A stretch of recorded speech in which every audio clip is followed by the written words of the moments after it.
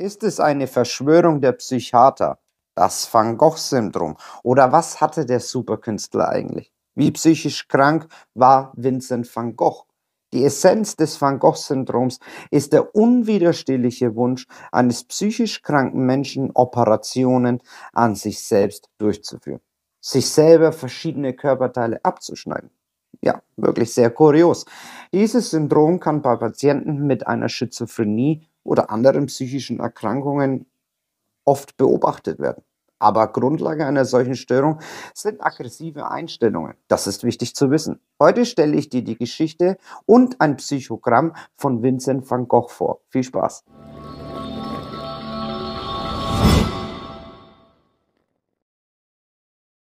Eins vorweg, ich habe damals nicht gelebt. So beruht dieses Video rein auf meiner Recherche in verschiedenen diversen Rubriken, wie Bücher und das Internet. Hallo, du wunderschöne Seele. Mein Name ist Juan und ich helfe dir, seelische Gesundheit auf Dauer zu erreichen, ohne Vereinsamung und Hoffnungslosigkeit. Das Leben und der Tod von Van Gogh, der einst weltberühmte Maler, war und von vielen als geisteskrank betitelt worden. Höchstwahrscheinlich einmalig in der Geschichte. Es gibt viele Versionen und Diagnosen, die man ihnen zuteilen könnte. Eine davon Menire. Dieser Begriff gab es damals aber allerdings noch nicht. Aber die Symptome ähneln Van Goghs Verhalten sehr stark. Oder epileptische Psychose. Die letzte Diagnose wurde dem Künstler von seinem behandelnden Arzt gestellt, der in einem Tierheim arbeitete. Vielleicht war es aber auch der Alkoholmissbrauch, nämlich so wie die meisten von euch wissen, der Absinth. Den konsumierte er nämlich sehr gerne. Van Gogh begann seine kreative Tätigkeit erst im Alter von 27 Jahren und starb mit 37 Jahren. Also 10 Jahre aktive Malerzeit. Aus den Aufzeichnungen des behandelnden Arztes geht hervor, dass Van Gogh in den Pausen zwischen den Anfällen sehr ruhig war, aber vor allen Dingen sehr leidenschaftlich den Schaffensprozess sich hingab. Er war der Älteste unter seinen Geschwistern und in der Familie zeigte er von der Kindheit einen umstrittenen Charakter. Zu Hause war Van Gogh ein ziemlich rebellisches Kind und ja, außerhalb der Familie war er sehr ruhig und gab sich mit wenig zufrieden. Dieses Wechselspiel blieb tatsächlich bei ihm bestehen bis ins Erwachsenealter. Kommen wir zu seinem Selbstmord. Offensichtliche Anfälle seiner psychischen Probleme begannen um die letzten Jahre seines Lebens. Der Künstler war entweder sehr nüchtern oder geriet in völlige Verwirrung. Die offizielle Version war schwere körperliche und geistige Arbeit sowie ein extrem ausschweifender Lebensstil, das dann zum Tod führte. Vincent van Gogh hat, wie bereits erwähnt, Absinth missbraucht und das in sehr, sehr großen Mengen. Im Sommer 1890 ging der Künstler mit verschiedenen Materialien mit seiner Kreativität spazieren. Er hatte auch eine Pistole mitgenommen, um während der Arbeit Vogelschwärme zu verscheuchen. Es kam dann letztendlich dazu, dass er sich mit der Waffe ins Herz geschossen hat. Er kam aber dann selbstständig ins Krankenhaus, weil er es tatsächlich erstmal überlebte. Wahrscheinlich traf er nicht genau das Herz. Nach 29 Stunden starb der Künstler dann aber an Blutverlust. Kurz vor dem Vorfall wurde er aus einer psychiatrischen Klinik entlassen und man kam dann zu dem Entschluss, dass Van Gogh völlig gesund und die psychische Krise überwunden war. Das war wohl offensichtlich falsch und hat nicht den Tatsachen entsprochen. Kommen wir einmal dazu, wofür er außer seiner Malereien weltberühmt wurde. Denn das ist doch wahrscheinlich eines der Hauptgründe, warum du dieses Video anschaust, nämlich der bekannte Ohrabschnitt. Der Ohrfall 1888 in der Nacht vom 22. auf den 24. Dezember. Ja, da verlor Van Gogh sein Ohr. Sein Freund und Kollege Paul Gauguin sagte der Polizei, es habe einen Streit zwischen ihnen gegeben. Gauguin wollte aus der Stadt gehen, aber Van Gogh wollte sich nicht von seinem Freund trennen. Er warf ein Glas Absinth auf Gauguin und ging dann und wollte in der Nacht daraufhin dann in ein Gasthaus gehen zum Übernachten. Er war natürlich völlig außer sich. Van Gogh war dann ganz alleine und ja, ist dann sozusagen in einen depressiven, starken Zustand hineingeraten. Und dann schnitt er sich anschließend das Ohrläppchen mit einem gefährlichen, scharfen Rasiermesser ab. Van Goghs Selbstporträt ist in diesem Ereignis sogar ihm gewidmet. Anschließend wickelte er den Lappen in ein Zeitungspapier ein und ging dann in ein Bordell zu einer bekannten Prostituierte, um die Trophäe zu zeigen und Trost zu finden. Das zumindest sagte der Künstler zu der Polizei anschließend. Die Beamten fanden ihn am nächsten Tag bewusstlos auf. Ja, so ist zumindest die Geschichte. Jetzt wirst du dich fragen, was sind denn das für psychische Störungen? Van Gogh-Störungen sind ziemlich mysteriös. Es ist ziemlich bekannt, dass er während seiner Anfälle seine Farben gegessen hat. Stundenlang ging er hin und her durch den Raum. Andersherum erstarrte er oft in langer Zeit in einer Position, war voller Melancholie und Wut. Ja, es besuchten ihn schreckliche Halluzinationen, immer und immer wieder. Er sagte sogar mal, dass er während der Dunkelheit Bilder von zukünftigen Gemälden gesehen habe.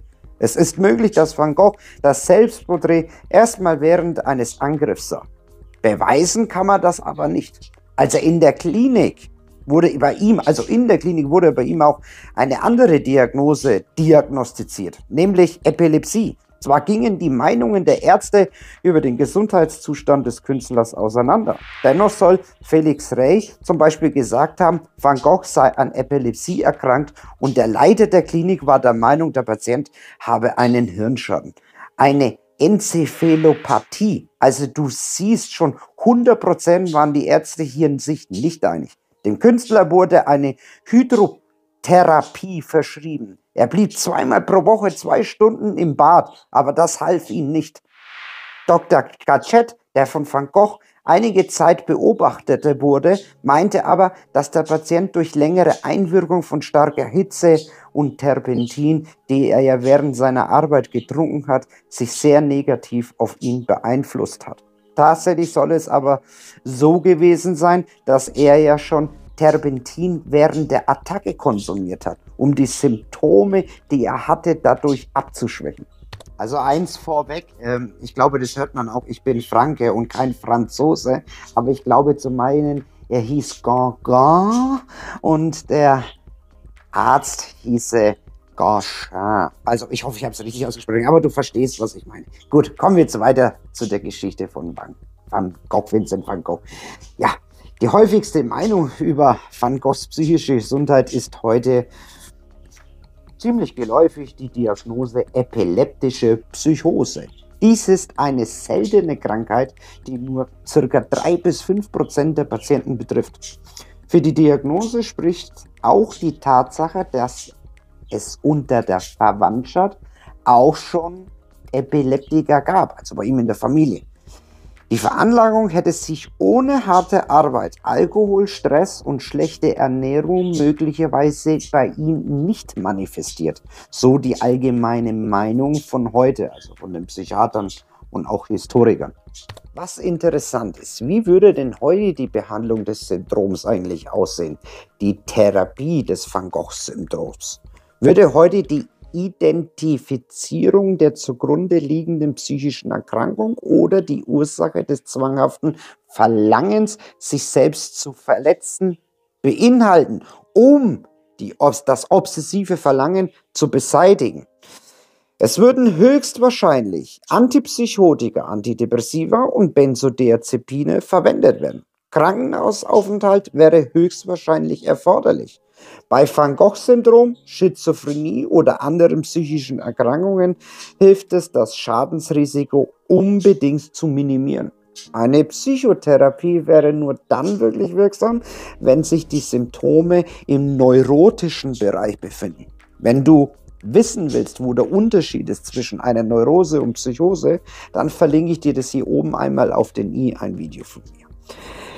Wenn sich die Symptome im depressiven Spektrum bewegen oder manifestiert, kann es wirkungsvoll sein, die kognitive Verhaltenstherapie eventuell in Betracht zu ziehen, die nicht nur die Ursache des Verhaltens des Patienten ermittelt, sondern auch geeignete Wege und Strategien erarbeitet werden können, um diese Aggressionsausbrüche deutlich zu reduzieren.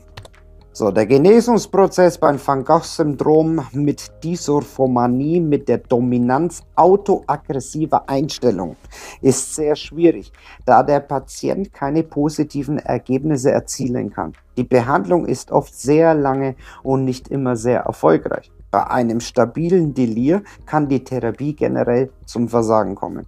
Der weltberühmte niederländische Maler Vincent Willem van Gogh, ich hoffe, ich habe es richtig ausgesprochen, wurde am 30. März 1853 geboren. Aber er wurde erst im Alter von 27 Jahren Künstler und starb mit 37.